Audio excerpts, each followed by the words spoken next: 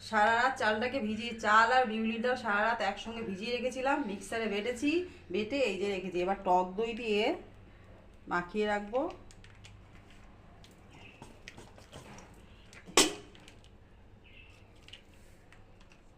তাহলে মাখিয়ে রাখলে বিকেল পর্যন্ত জিনিসটা ফার্মেন্টেশন হয়ে যাবে, ফুলে উঠবে, বেশ ফুলে ফেপে চারি ভরে যাবে একদম।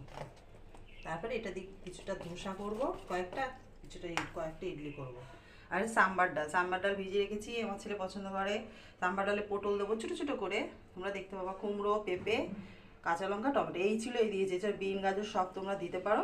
আর তার সঙ্গে করবো ধোসার আলুটাও করব, সেটাও দেখাবো। ঠিক আছে? এটা সাম্বার ডাল মানে কি? বিউলির ডাল কি জানি বলে?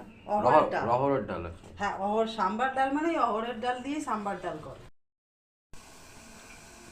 আজকে হবে south Indian special food idli.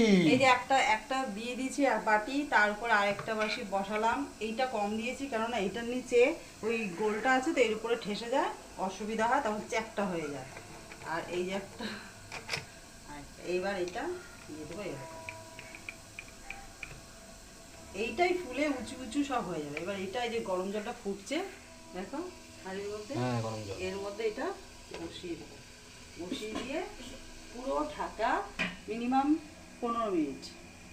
বাহ। হ্যাঁ, তারপর গরম গরম ইডলি, হ্যাঁ, সঙ্গে সাম্বার। সাম্বার ডাল আর টক দই। ওকে ফ্রেন্ডস, খাওয়ার সময় দেখাবো। হ্যাঁ, ঠিক আছে। ইডলি আমার একটা এক বাটি হয়ে গেছে। এটা হচ্ছে আমার ইডলি করার মেশিন।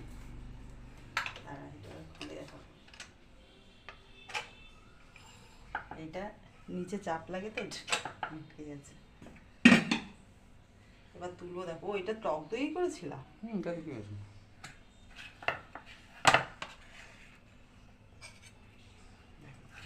তেল ব্রাশ করে নিয়েছিলাম অবশ্য। South Indian food idli.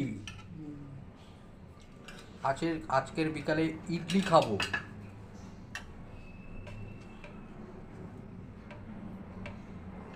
শরীর স্বাস্থ্যের জন্য সবচেয়ে স্বাস্থ্যকর এই ইডলি।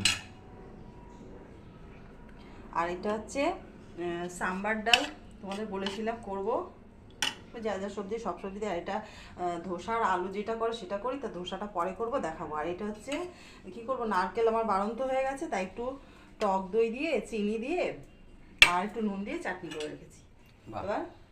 এবার প্লেটটা তুলে কি খাও। দিয়ে খাবো? এটা দিয়ে খাই। প্লেটটা তুলে নাও হাতে। বিশাল ফুল হয়ে,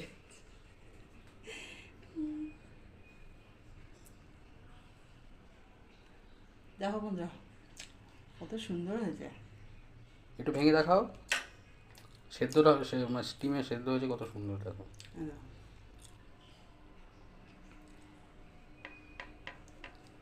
নারকেল না থাকলে এভাবে টক দই দিয়ে, টক দই দারুণ লাগে, আলু মাখা।